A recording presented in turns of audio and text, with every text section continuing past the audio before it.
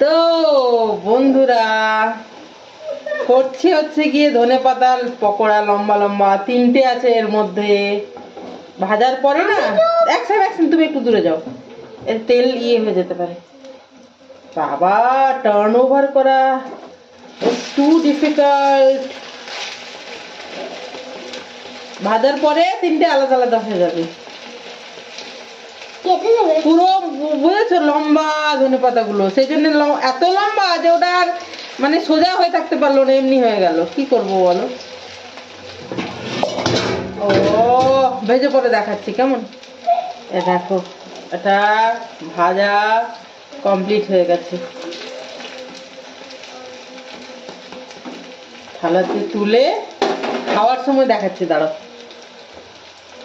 এই যে দেখো, এই যে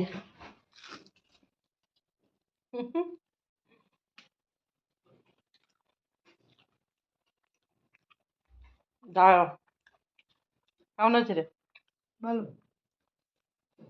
লাগছে, দারুন লম্বা লম্বা, দারুন দারুন।